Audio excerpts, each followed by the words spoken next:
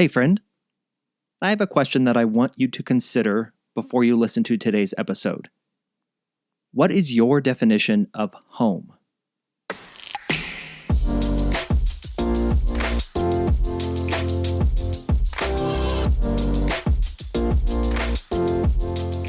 Welcome to the follow-up question. I'm your host, Michael Ashford. Come with me on a journey as I explore how we communicate well. What we have been taught about communication and what has been modeled and incentivized through culture has left us in a place where we know how to exert our ideas and opinions and beliefs onto each other, but we miss the entire other half of conversation, the extraction.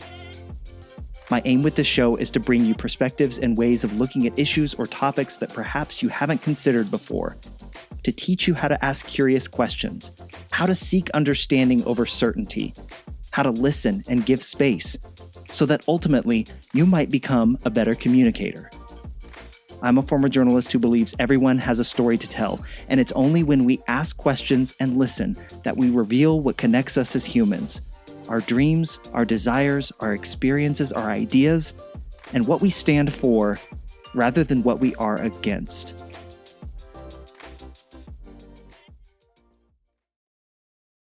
I started the follow-up question with a pretty straightforward goal: to explore different perspectives and experiences of what it means to be human. And I hoped that we might understand each other a little better if we heard these stories with greater detail instead of the clipped and snipped versions that we hear on social media and in news headlines. So with that as my guiding North Star, I've made some pretty remarkable connections and heard some truly eye-opening and inspiring stories. But I never imagined I'd have a conversation or hear a story like the one you're about to hear.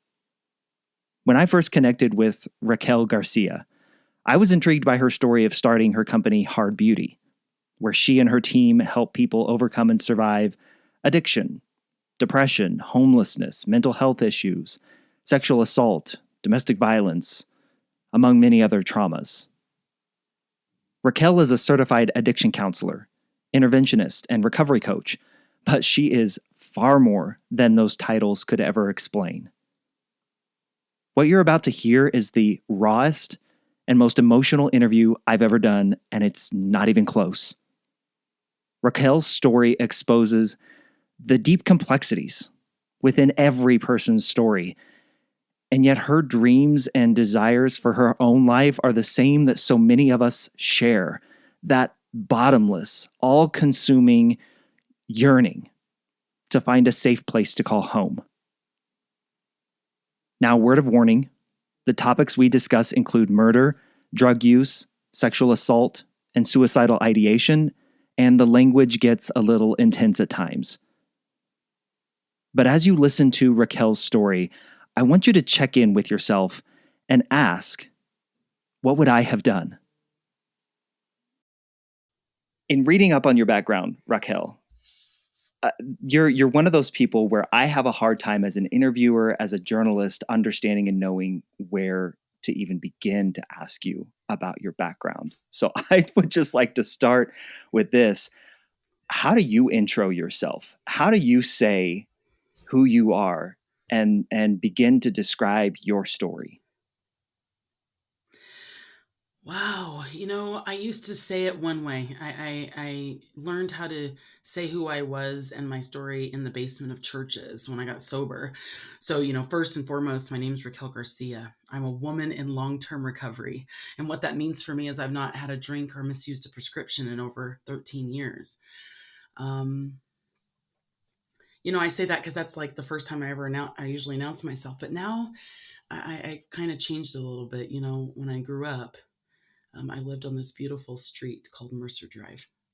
And Mercer Drive is in southeast Aurora, Colorado. And it was a really eclectic street when you think about it. It was like, late 80s. And my mom is from the south of France. My father is a Black man who was segregated actually till he was 18 years old. But we lived in this little suburban neighborhood in Aurora. And at the time, I can look back now, and we were really lucky. It was very eclectic. Jackie and Ken lived across the street. Um, they were a biracial couple, different than I grew up. They were Chinese and Italian, and my mother was French and my father's black. And we had a Filipino family that lived up the street, and just this really cool block. And also during that time, there was a girl up the street, a friend of mine, that went to my school, and she was older than me, and also was the first time I'd experienced trauma at that age. Um, when I was younger, about 8 or 9 years old. But Mercer Drive was so wonderful. It was a great place. I spent my Saturdays outside. I would collect trash. So I had a little group of friends in the neighborhood, and I'd get everybody a Safeway bag. And we called ourselves the litter bugs. Kind of an oxymoron considering what we were doing, but we were 10. And it was the litter bugs. And I used to rally the neighborhood to go and collect trash in the neighborhood. And we were called the litter bugs. And we even had a song. Want to hear it? I would love to. Okay. I'm going to be brave here. It was the litter bugs never litter. Litter bugs never litter. So what can we do to help you? Or no, what can we do to stop you from littering up our world? And that Mm. was my weekends. And we'd have Madonna dance offs in the front yard. And I was always like the rallier of the troops. Like that was really my thing. And again, right, this sexual assault thing that happened to me. But it didn't really didn't affect me in the moment then, other than the incident itself. And I lived in this really cushy neighborhood. When it really started to affect me was when I left that neighborhood. And my parents sold the house and we moved away. And life just started looking a little bit different. It didn't look as colorful as Mercer Drive anymore. My dad had a drinking problem that it became very apparent to me as we moved away. Started middle school, high school, all that stuff that comes with it, right? My mom works a bunch. My dad is trying real estate at the time, but wasn't doing very well. Hard market. And my dad struggling to work, and he spent a lot of time at home, not really pay attention to me, and drinking. Racquel, So that was my the childhood. Yeah, go ahead. oh the the trauma that you described um, at such a young age. You said it didn't affect you at the time. Certainly, there was the moment of it. Can you expand on that for me, please? You had mentioned the girl up the street. Is she somehow involved? I mean, just without wanting to Yeah. dig and pry too deeply into obviously a very sensitive issue, just I was curious about um, what you meant by that. Yeah, curious there. Yeah, sexual assault happened to me um, by a friend in the neighborhood. And she wasn't on my block. She actually lived down the bike path. But yeah, it was I remember the moment, but then I put it away. There was one incident that I recall, actually, now that we're talking, that I'd acted out in an inappropriate way because of that now, right? I can look at that now. Mm. But overall, it tended to get put down, right? I put it away. That's what we do with that trauma. That's what we're good at, right? So I can't tell anybody about it. And so I put it away. What broke for you in moving away from such a diverse and, as I think you used the word, colorful neighborhood block? I mean, to think about the experiences you must have had and just experiencing so much of the world within a few houses. Um, Yeah. what changed for you? I think I lost that sense of community, I believe, when I look back at it. I didn't grow up around family. I didn't have family near me. My mom's from the south of France. My daddy's from Texas. They were all still where they were at. We were by ourselves in Colorado. And so I think that block, now that we're talking about it, was family to me. They're still family to me. We've all had Mhm. kids. Erica, Jennifer, and Michelle. We were, Erica, Jennifer, Michelle, my sister Janelle, and me. We were like that. And there's pictures of this still to this day, growing up together. And I think it wasn't just a neighborhood or community, it was family that I had broke away from. Craig Mills across the street, he was this big guy and he liked to play Incredible Hulk with us. And I think that's what I missed. I missed my mom. Um, we just had free reign between the houses. Do you remember that childhood? I don't know how many people get to experience that now, but that, like, Yeah. screaming at the when the street lights came home, right? Yeah. Mom would be Yeah. outside, Raquel, Janelle, time to come home. And we'd dodge behind the cars and playing Ghosts in the Graveyard. And our families were really close. Yeah, it was family that I had disconnected from. I'm curious. The story of the litter bugs is great. Um, what was it in you that would start something like that? I don't know. How early does it go back where you were the tribe leader? I'll say. That's my earliest memory of doing it, right? It was either dance moves in the front yard, or my sister and I were blessed to be able to spend summers in France, and we'd make detective agencies because we didn't know the language and we had to be really imaginative and spending our time in a country with our grandparents who didn't speak any English, or, family that we didn't speak French back then. And so it was just always community. It's always been in me. I don't remember, you know, yeah, the litter bugs is probably my earliest memory of having that Mm. rallying the troops thing. But then it showed up again when I went to high school. It showed up again where I wanted to rally the troops. I played soccer. So always a leader on the soccer field too. I started soccer when I was 4 years old. And so I was always, and one of the other things, like born soccer, like really part of my story is, just was really gifted in those two spaces, people and soccer. And so when I got into high school, biracial girl in a very white suburban neighborhood. Right now, that neighborhood looks very different than the way it did when I grew up. I was pretty lost, um, and soccer was everything to me. Um, I was got on as a senior or a freshman in high school. I was able to play varsity, and started right away with student council. I was like, wow, they've got student councils, and I jumped into that arena. Um, FBLA, all those kind of things. And I loved every minute of it through my high school years. Mm. And I did pretty good. I wasn't the best student. I didn't love, academics, but I loved people.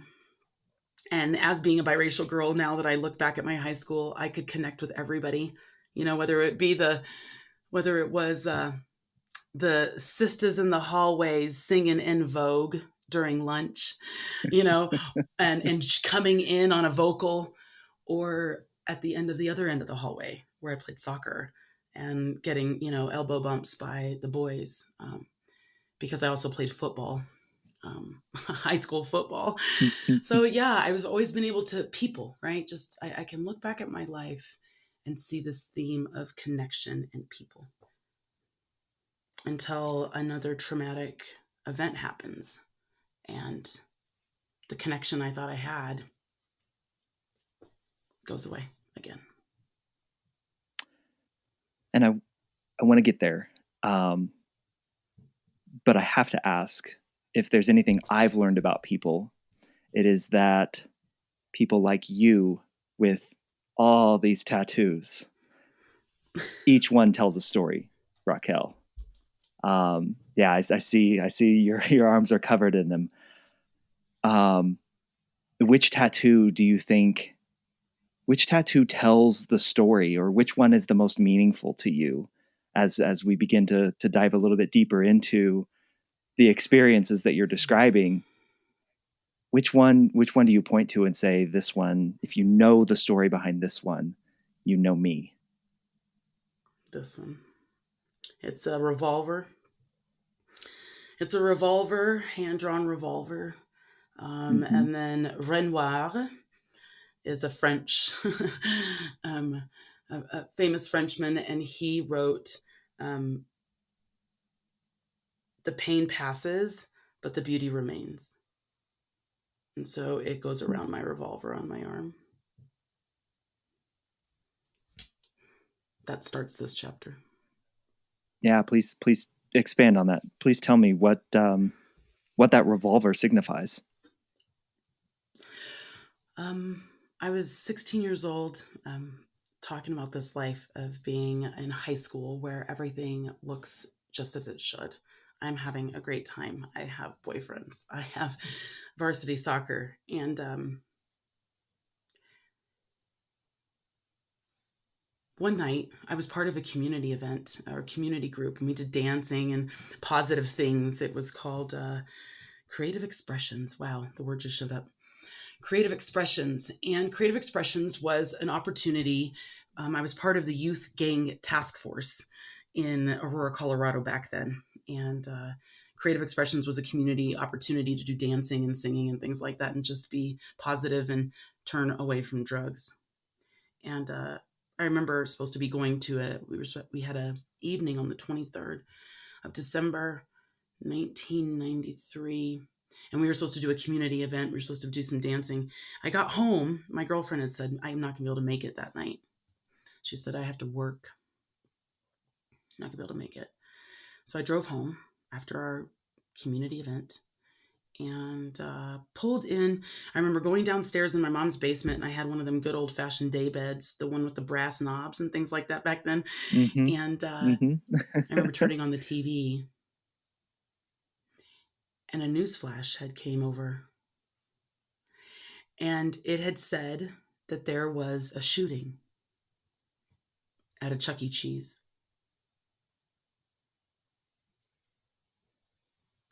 I can feel my body do it right now. And what happened that night? Mm. I was scared for my friend. I thought my friend Rachel was supposed to be there. So I got in my car and I drove about, I don't remember really the drive. I just remember driving fast down Iliff Avenue to get to the Chuck E. Cheese that night.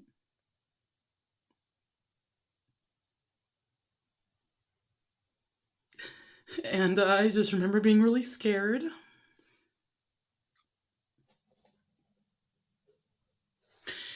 Um, and there had been a shooting. And when we pulled up, we didn't really know anything. There is a CNN video I just found of myself about 5 years ago that someone had given me. And there's a image of this little 16-year-old blonde hair frosted. I must have done my hair with sun in. But I'm mortified in the camera. Mm. I remember kicking a reporter that night who wanted to get a camera in my face to take a picture of me. But I didn't see the CNN recording for 20, 30 years. And I found out that my friend Rachel was not there that night. She actually didn't work. She was going to fill in, but she could not, and did find out that my friend Colleen O'Connor and my friend Ben Grant were shot and murdered that night. And we had never seen anything like that. You know, the world really sees a lot of that today, but we had never seen anything like that in that area. And yeah, life started looking really different after that. I feel like I had made a lot of right turns up until then, and then after that it was just left after left after left. I Life just spiraled. Racquel, what does that kind of trauma? You are now a recovery coach, and we'll get into where you're at now. But what does that breaking of that glass bubble, I'll say, what does that do to someone? What did it do to you? Um first of all, I remember them sending us counselors. We had uh, we had grief counselors come to the high school and sit with us and trying to talk about our feelings and the sadness. I didn't really have anybody to talk to. My dad was drinking at home. My mom was working, and I was sad. But it was like this idea back then of like, go over there, right? Like if you, I'll get you a therapist, and you can go over there and talk to them about it. And I don't know. I when I think back, I the glass bubble broke, and honestly, I remember drinking at that point. I remember alcohol had become something that I picked up when I was in high school. My dad drank. I would go to the liquor cabinet and take sips, and I had already had experimented with alcohol, but it really became more of like a weekend thing that I did more often. Um, Mhm. I felt alone. I felt really alone in the way I thought and felt, and I had no guidance. When I look back, there was nobody helping me, and they made me feel as though something was wrong with me. And so I got diagnosed really early after the murders with a bipolar disorder, which nobody was even heard of back then. And I was put on lithium, and within the first probably 6 7 months of the murders, I was already put in a psych facility for 5 days. Raquel, looking back, what did you need? I mean, you said you didn't have anyone and you didn't feel seen or heard, but what could have been done for you? Someone to acknowledge that the way I felt was normal, Hmm. to say that grieving is hard, but that it's normal, and validating my sadness. Back then, nobody validated the way we thought or felt. I remember we went away to Christmas break. I just had a meeting about this. Went away to Christmas break, and we came back, and it was like nobody talked to us anymore about it. Um, yeah, I think validation.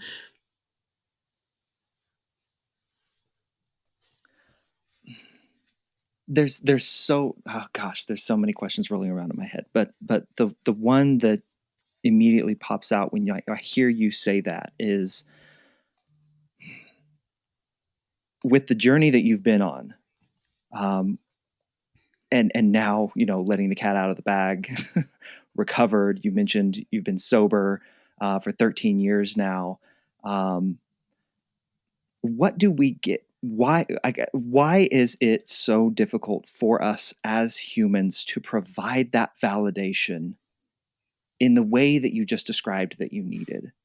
What holds us back from when somebody feels traumatized or is traumatized, when someone feels like they're not being heard? Why is it so hard for us to lean into the validating their sadness, the validating the grief, the validating their fear, the validating their trauma?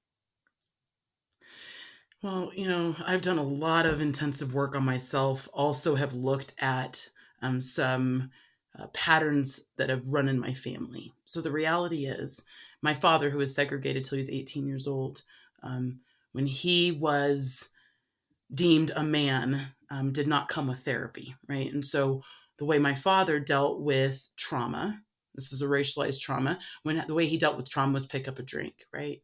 He doesn't speak about it. We don't Mm-hmm. talk about it. We just drink, and we overcome, and we just keep the status quo. That's actually what I witnessed. So that's what I attempted to do. And the reason we Mm-hmm. don't do it is because we've never received it. I did a lot of healing. I really was upset with my family, but they can't give me what they've never experienced or even know. They don't know how, right? I think it's a lot of not knowing how. And if you've never experienced it, how do you give something you haven't received? So, I don't think it's a matter of not wanting to. I think when I look back at my family, they didn't know how. My mom says to me, her and I've had some wonderful conversations. She says, Racquel, we didn't talk about those things. We don't say those things, Racquel. And there's so much forgiveness I've been able to do with that because I used to think they just didn't want to, or um, they made me feel like a freak for it, for having these feelings and emotions, you know, and they didn't know how. And they never were given the opportunity. When I look at my father, where was he going to freely get those feelings acknowledged for him? When I think about that today, as we speak about Black History Month, my father still suffers from that today. It shows up in his Mhm. life. Remember, I talked about how we take that trauma and we push it down? And forgive me, Mhm. but watch my dad, his trauma is coming to the surface in his 80s. He has been able to manage the status quo and be okay till he cannot anymore. And it's manifested in him. He is scared to shower. He It's sad to see. Trauma manifests itself different in other human beings, everybody differently, you know? And so I really think it comes from a place because I believe that every human being wants to be seen, wants to see others. I really believe at the core of us, we are really, good and, the goodness of humans. I feel like we just haven't been taught. So that's my that's my take on why it doesn't happen. I've had to learn how to do that for others, right? I do that now, but I had to learn how. I had to first learn how to do that for myself, and then I learned how to do it for others. Yeah, Raquel, take me there. Mid 90s to when you got sober in 2010. I got to assume, correct me if I'm wrong, it got darker before it got lighter for you. Um, can you walk us through that period in your life? And then the obvious question is, how does one in your situation, dealing with all that you have described up to this point, begin to change? So, two-part question there. What happened after those 5 days in the psych ward, the trauma of losing your friends, the sexual assault from your childhood, the losing your family with your childhood community. What was that decade and a half like for you, Raquel? Unfortunately, the traumatic event of the murder of my friends ended up in a threefold. So after that, I endured another sexual assault by a boy from another high school while I was intoxicated. And so I was raped. Shortly after that, this star soccer career that I have, is the thing that's holding me up at this point because, you know, there's something that's keeping my head above water, and it's that I'm playing soccer. I have a wonderful soccer coach. He knows I'm struggling. He pulls me out of high school my senior year. I get kicked out of school because I'm not going to graduate. He pulls me into an alternative school to keep me eligible for soccer, and someone comes my junior year, takes out my knee, and my soccer career goes because I tore my ACL in two. So the thing Mm. that I have is soccer, and I can't play my junior year. And mama's work and daddy's drinking. I am not a good academic. I am really struggling. So I go to this alternative high school. I graduate by the hair of my chinny chin chin. And I have this big gaping hole in my chest. And so I start to fill it with people and substances. And so I was engaged before I even graduated high school to a boy. Obviously, that did not work. But at 19 years old, right before my 19th birthday, right after my 18th birthday, I met my husband, Chris. And we are actually still married today. We'll fast forward to that in a minute. Mm. But yeah, I got married when I was Yeah. 19 years old to my husband. Now we've been married 26 years. But we meet at a party. I'll just precursor that. We meet at a party. Um, and we keep meeting at a party. and we're married at a party. And so the next decade of my life is trying to figure out how to be a woman, which I'm not doing very well at. I have a career. I manage apartment complexes, but I'm drinking. I'm married. I have no idea concept of what that is either. Our marriage is in turmoil by the end of the first year. I have a son at 25, Jordan. I shortly after that have a daughter, Mackenzie. And shortly after that, I have Jesse. Jaden. The three, so it's Jordan, Mackenzie, and Jaden were born. They're 22 and 20 months apart, the three back to back. I have to let go of my career that I kind of love as an apartment manager because I have children or compensate. I have to be with the kids mainly because of income. It doesn't make sense to work. Mm-hmm. So I let go of my career. I stay sober. I stop drinking in between, and it looks kind of functioning. You know, I'm a functioning alcoholic. I have 3 kids. I stopped drinking during pregnancies, and I got a very active mother. I mean, great mom. I mean, paper plate projects. Everybody brings their kids to my house. I'm the Kool-Aid house. Very active as a mother. Still spending a lot of time intoxicated, won't lie. And after Mackenzie's born, pick up a habit of cocaine, both Chris and I, by the way. And my marriage is blowing up after Mackenzie's born. Chris and I he's filed for divorce and find out that I'm pregnant with Jaden. And we try again. We're going to jump back in the saddle, get married. Let's keep our marriage going. So after the third one, we try again. And my son, Jaden, unfortunately almost dies when he's 2 weeks old. And that was another traumatic event for me. Jaden almost dies when he's 2 weeks old.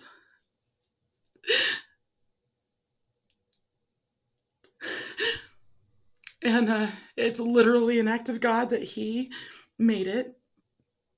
And I have a side habit I put down while I was pregnant.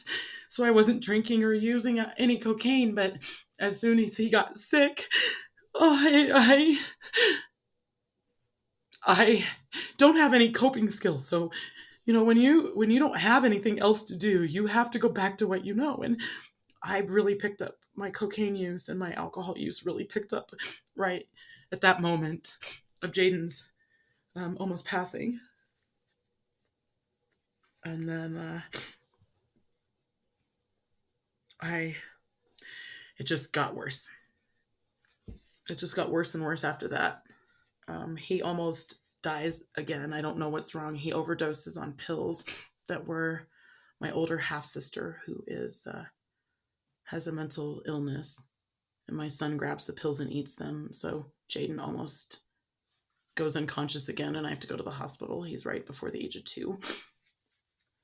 So I think I'm going to lose him again. And again, right, everything I know because of what I've seen. When my dad would be stressed out, when everybody, I even hear the world today, gosh, I've really had a rough day. I'm going to go get myself a drink. I hear normal people say that, right? Mm-hmm. Well, that's what I saw, so that's what I did. And so I tried. I did attempt some sobriety before I bailed from Aurora, Colorado. I jetted out of there. I tried to come and bail myself to the southern part of Colorado with just the 3 kids. Chris, I said, let's get out of Aurora. Let's go. The cocaine use, we had lost our home. We had lost our business. We had tranked everything. The ship could not, it was torching fast. I mean, someone lit a match to our lives and we were losing everything. And so we bailed to southern Colorado. I was sober when I moved to Palmer Lake, small little town. I thought, good, I'll hide in this small little spot. They don't have a liquor store. And I'm going to try to be a normal family. Because I tried normal in Aurora, which was the suburbs, golf course, $250,000 house. Every other one looks the same. I tried that normal, but that normal was so defective because I bought a house on a golf course and I don't play golf. I was trying so hard to be the suburban housewife and do that role and have a job. Oh, I was miserable. So I thought, let's go try to be a mountain girl. So I moved to Palmer Lake, Colorado. Unfortunately, I drank. When I got here, I did step back from that. And I did have, after Jaden was born, have back and brain surgeries. And we don't have time to go into all the details, but those back and brain surgeries after Jaden, he gets sick. So there's the 3 traumatic events again, right? He almost dies twice. Then I have back and brain surgeries. Those back and brain surgeries leave me addicted to opiates. So here comes cocaine, opiates, alcohol. And that pattern of 3 makes it like, it's like acute trauma, right? You can't even get your footing between each one and something else happens. So it's kind of like the pattern in my life. I moved to this small little town, Palmer Lake, Colorado. I put down the cocaine, but I still had my pills after the back and brain surgeries. I was addicted and took copious amount of Opana and Norco. I was not using them as prescribed, and I wasn't even eating them. At this point, I have a bad habit of using them, chewing them, or using them up my nose or whatever I can. Again, try to be this mountain girl. I got kids at home. I look the part, right? I meet some wives. I finally meet some wives in this big town or this little town, and they drink, but they drink differently than we did in Aurora. Aurora, I drank McCormick's. In this town, they had money, and so they drink Kettle One. Just a different booze, different poison, different town, same shit. Excuse me. You're fine. So I try that. Excuse me. And I meet this wonderful girl at the daycare center. Her name is Shauna. Shauna has 2 kids, Bella and Cameron, and they're the same age of 2 of my kids, same age as Mackenzie and the same age as Jaden. And I meet her, but I have a bad drinking problem. Shauna had not used methamphetamines for a while. She actually had a problem with that in her past, but she put them down. And one night she supported me when I had got too much to drink and offered to watch the kids so I could go to an AA meeting. So I did. I did try AA before I left Aurora. But when I got to Palmer Lake, I tried the AA thing at first. I only made it to 1 meeting, and then I picked up again. It's really a matter of sometimes suburbia, there's this subculture of, hey, how about if you have too much to drink, I'll go get the kids. If you're too tipsy at 3, we can at least make it through the pickup line. That's a thing. I know nobody wants to hear that, but that exists everywhere. We're at this weird part of it's a cultural dysfunction. It is. It's the dysfunction of culture, and we're operating in it. This is how we're living. Yeah. And then again, right? I'm the nicest friend. I'll watch your kids. I'm encouraging. And one night I had Shauna come over to the house. I invited her over. We had both been drinking. I asked her to come over to the house, and she only had to make 3 lefts. If she made the 3 lefts, she'd be at my door. She said, Racquel, I'm not going to come over. I said, Shauna, you should come over. I talked her into it, so she made it to the house. When she got to the house, I was so excited that she'd made it. And I put out a gift for her. It was a party gift. Another really jacked up thing in the culture that I lived in. So I had laid out some medicine for her and medicine for me. And I had already taken 2. And I laid one out for her. She was like, I'm not going to take that, Racquel. I don't want any. I was like, oh, girl, it ain't even going to hurt you. Just try it. Just try it. And so she took hers. I took mine. She took a bump. I took a bump. And we sat on the couch, and Shauna started to nod off. And I asked her, hey, girl, you should go to bed. Get up. Get up. Move. Go to bed. And Shauna was like, girl, I'm fine. I'm staying out here. I was like, come on. But she insisted, so she stayed out in the living room. And then the next time she put her head back. And I said, Shauna. There's no response. And I could tell she'd stopped breathing.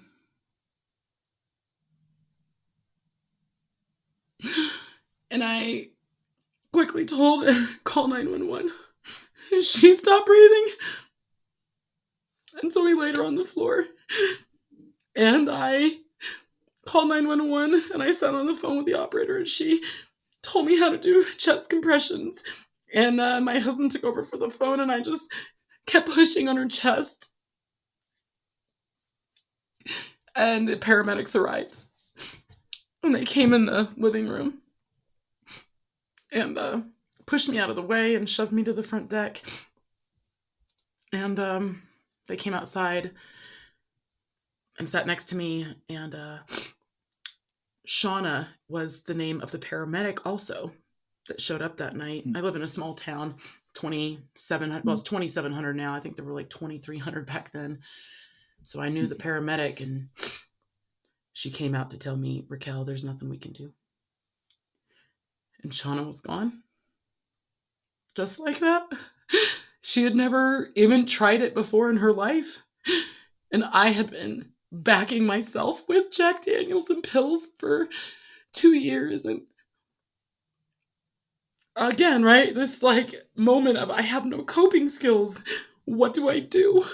And I wanted to die, Michael. I wanted to trade places with her that night. I did. And so I started speaking to that effect, and they didn't like that. So they put me away in a psych facility for 5 days. And I swore, Michael, I was never going to drink again. Like, never. If you'd have told me that night, I was never going to drink again. They put me in that psych facility. They immediately detoxed me out of all of the opiates. It was horrific. I wanted to die in the hospital. And I said, please let me out. It was her funeral on a Friday. And then they let me out with no coping skills. And I went to the funeral and I showed up that night and I saw her children walk in. And I didn't know what to do with all the feelings and all the guilt. And so I know for most people you won't understand because you think that like that should be enough, right? That should be enough. But I didn't know what to do. And so I drank that night again. Oh, I wish I had a different ending to the story, but I don't. And I picked up a drink, and I don't remember Thanksgiving that year. And I just stayed wasted. I don't remember Thanksgiving. I don't remember Christmas. And in January 19th of 2010, I finally had enough. And my mom had a double mastectomy from having cancer, breast cancer, 2 different kinds of cancers in her breast. And the 4 days after she had a mastectomy, I was in her town with my kids. I was intoxicated. But I knew if I drove home, I was going to kill them or me on the road. So I showed up at my mom's house and I put myself in rehab. I was like, I'm done. I'm done. I'm going to either kill myself or kill my kids. And I got to get a different life. And so the first thing in my overcoming and changing my circumstances was a surrender. I just surrendered and went to treatment for 30 days.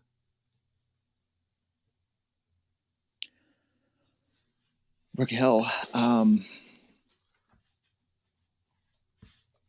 what kept you going? I mean, I hear you when you say that night after Shauna died, that you no longer wanted to live. But here you are, and even after the funeral and getting back into drinking immediately after that, with everything that you have described up to this point, Shauna, what underneath it all kept you going? My kids. They were a big part of, even if I know that's hard for people to understand, even though I was intoxicated, but they were a big reason why I kept trying to go and why the intoxication, between that juggling of that, it was the way I was medicating to manage, I mean, the other option was just to go. And so I know it's hard to think that like the substances kept me going, but if if I didn't have that to cloud out the thoughts, I may have, So I know that I don't know if that makes sense, but I kept myself It numb. does. Yeah. I kept myself numb. Um,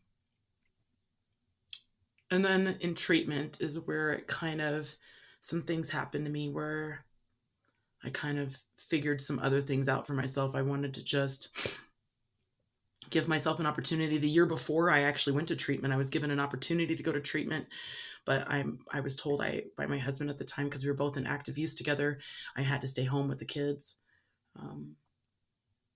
But when I went to rehab, things started to change for me. I went to a specific 12-step recovery place, and the 12th step is the giving back piece. So Mm. there's 12 steps to Alcoholics Anonymous, and part of the steps are that we have to give back what was freely given to us. And when I heard Mm. that, litter bugs showed back up, student council showed back up, how successful I was as an apartment manager showed back up. Like, service, that was the key for me. And when I was like, oh gosh, I could actually, I watched this counselor. She told her story about how she used crack cocaine, and now she gets to be a counselor and give back. I could feel it in my skin talking to you. Everything lit up in me. I was like, oh my gosh, this might be something I don't have to hide anymore. And that was the spark. That was just the little bit I needed to start my journey to where I am now. I have heard that from many people, that it was the moment of the 12-step program where you begin to invest in others, that the the the roots take hold, I guess, for lack of a better phrase. Racquel, um, what did it feel like to finally surrender, as you described? It felt so freeing to not be in charge anymore. I had been trying to figure it out on my own by myself for so long that surrender and just somebody pointing the way for me felt freeing. I didn't have to be in charge of it anymore. I could, the concept of something greater than myself, this power that's greater than myself, that I kind of, when you asked me at the beginning, what was it, Racquel, that made you want to be a litter bug and do Madonna, in the front yard? That all was like, that's what came through, you know, that was that power greater that I can't explain. I don't know where it came from, was like what I was seeing again in my life. And, for the first 2 years of my sobriety, I really just worked on me. I gave back a little bit, but really I spent the first 2 years of my sobriety and working on me, making sure I had a solid foundation, and I worked really hard on my faith. And I say, in the power greater than me, I worked really hard on that, because by the second year of my sobriety and my recovery, my husband, who did not choose to go on this path right away with me, his substance use started to increase. And so I worked the first 2 years really hard on myself and my relationships with my kids, and working on getting my mom and my sister and stuff to like me again. And I just stayed really selfish. And that's where I stayed for 2 years. And then went and got myself a degree as an addiction counselor. I actually was going to be a labor and delivery nurse, because after the first year, soon after I got out of rehab, I found out I was having my fourth child. And so we had our fourth baby, Jesse. And I thought it was so exciting, because I had a baby without an epidural, that I was going to give everybody this experience. And back to that give piece, right? I want to give everybody this wonderful experience. And my mom says, well, how many people asked you about babies, Racquel? I said, nobody, Mama. She said, how many people called you about, that are struggling with addiction, or their parents or something?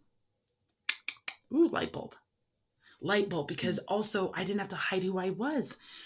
And I remembered Bo, who was the counselor at my treatment center. I still remember her name to this day. She was the first Black woman I'd ever known that didn't use a substance in my world. And I was like, great, I could actually like get educated and be open about this. And so that was the beginning of the trajectory. I went and got myself a degree as an addiction counselor. Um, I could give back in that space. It also distracted me from my husband's use. I did my degree with an active use husband. Um, Started suffering from autoimmune disorders because I'm not dealing with that stuff. And my kids were my focus and that service piece. And so I did a little nonprofit work to keep my sanity. Um, Giving back what has always been the place that keeps me outside of myself. It's not to say to put myself away, but sometimes when the thoughts get to be too much of me, about me and my suffering, if I go and give to someone else for just that time, I'm not in my own stuff. And so that's kind of been a rhythm and a pattern to my life, especially for the last 13 years. What is something that I will never understand about what it's like for you, about what it has been like for you, about what it is like for the people that you help, Racquel? What will I not truly ever be able to understand? That you can't give it or take it away from us, right? That this path that we're on is deeply personal and it's ours. And that I tell people, you don't make me pick up, because I deal with a lot of families who are struggling with their children. You don't make me pick up and you don't make me put it down, right? That is something I have to work on in my own journey. And usually, the opposite of addiction is connection, right? And that the most powerful thing is for us to connect to people who have done it or seen it like us. The best thing I ever had, which I never had in my life, was a woman who walked alongside me, my sponsor, who was more like my coach now that I look back, who was a brilliant guide to me. She helped me with my alcohol. She helped me figure out relationships, because a lot of us, we put down a substance and we pick up people, right? We can pick up people, whether it's in a relationship, personal relationship, or trying to save the world, but I tell people I'm really smart about saving the world, but making sure that I am in the forefront of that, that I am the world, and that I can't put myself down to pick up people. I can't. That's just not, we can't operate that way. And that, what, we're brilliant and we do recover. I was listening at the Capitol building last week, and I hear people describe us like the addict, the alcoholic, and how horrible we are, and not speaking to the power of recovery and what happens when we do recover, and that it's possible. And actually, I think we used to think it's like slim to none. I used to hear people, well, most don't recover. The world I look at, the world I get to see is a world that's mostly recovering. I don't get to, I can't save people either. I do what I can, and I recognize that we won't save them all. But the power of what I do now, Shauna is in everything I do. When she was alive, she took care of the developmentally disabled whose families let them go because it became too much. And so now everything I do, I think of that. It's my living amends. I can't ever bring her back. I cannot. God knows I would give up my entire life if I could. But I live every day to give back to the world in a way opposite of what happened that night. And that's another thing you don't know about us. We have these great big hearts that want to give. We really do. And we're just trying to figure out where we can best fit in and where to do that. You used a phrase there. You don't know what it looks like when we do recover. What does the world look like to you, Racquel? Wow. The day I walked into rehab, I never thought my life I was so on the opposite side of where I'm at today, like beat down, broken, wearing my mama's underwear and warm up suit. Like my daddy dropped me off at the door, like empty without my babies. That's where I was at. Today, I have a college education. Today, I run one of the fastest growing life and recovery coaching practices in the state of Colorado. Today, I have 26 people who have recovered who also work with me to do this work.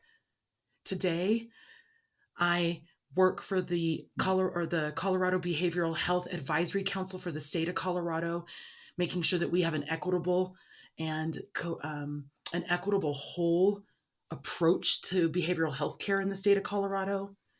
Today, my husband is sober 4 years. Today, my son, for my 13th anniversary of sobriety, which was January 19th, sent me a text message that says, I want to read it to you. Because people just think, I just don't know if I'm going to be able to do this. I hear people say, your kids aren't enough reason. My son sends me an email that says,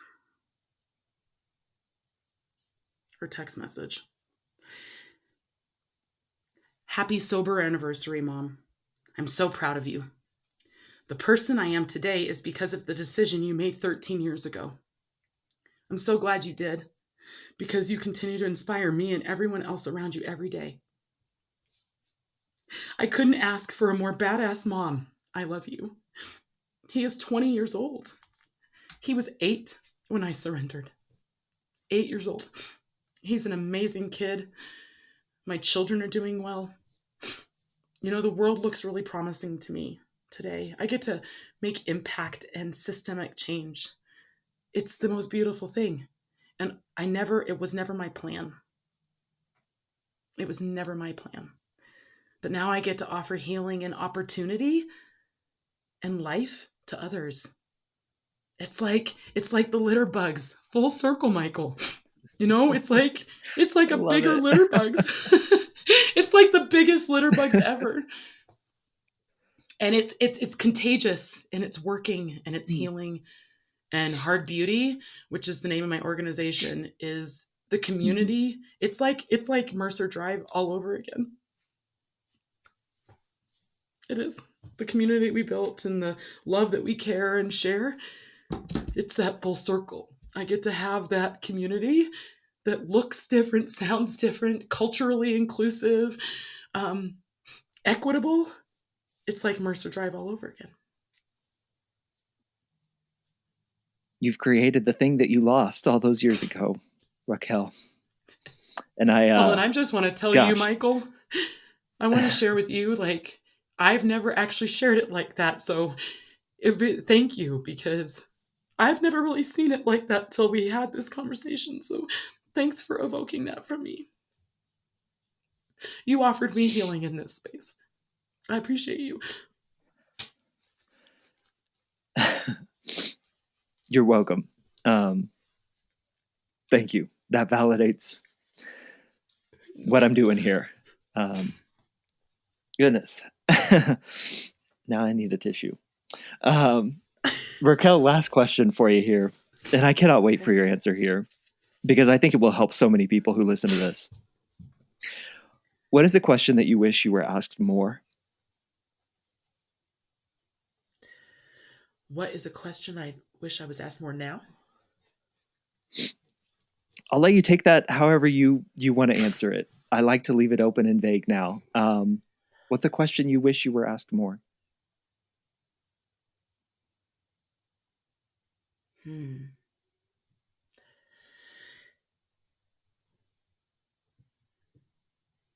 Gosh, that's such a good question.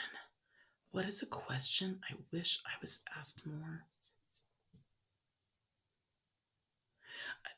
My first thought was like, how did you get here? But I feel like that's more about what I like to ask people, instead of this idea of like, what's wrong with you? It's like, what happened to you? Especially with addiction. That's like the first question I think about. So I think, I don't know if I really want that asked of me so much, because I get asked that a lot of me, and you can Google to find out what happened to me. But I think we need to ask that of others more, because you don't have to ask me that. I'm a public display, but it's like, I think we need to ask each other more, not what's wrong with you and crave labels, because that's something I did. I needed something and some validation, but what happened to you?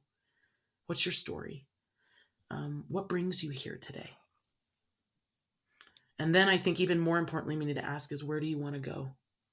Where do you want to go? What do you want to do? Because that's possibility. That's where I'd love to live. I don't want to swim in the existence of my suffering, because I did that forever. So I drank and drug. I want to know what brings you here today, and I want to know where you want to go. Gosh, that is amazing. And perhaps one of my favorite answers to that question.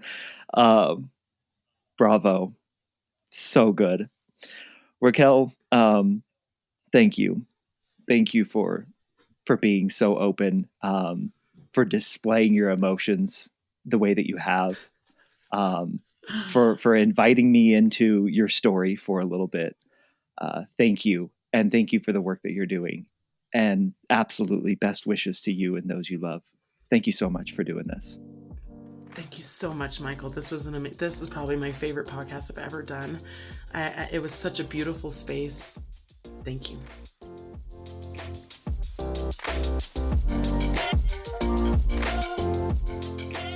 I can't thank Racquel Garcia enough for sharing her story on the show this week. Please, if there was ever a moment or a time to share this episode and do Racquel and I that honor and that favor, please make it right now. Share this episode with someone you know who would find value in listening to Racquel's journey, her experiences, her life, her wisdom. Please share this episode with your network and help us spread the good word about the importance of asking more questions. And if you like the conversations with the amazing guests like Racquel Garcia that I have on each and every episode, subscribe to the follow-up question wherever you are so that you never miss when a new episode drops. If you ever want to get in touch with me, you can email me at michael@thefollowupquestion.com, or you can go to michaelashford.com and reach out there. I'll catch you on the next episode of The Follow-Up Question.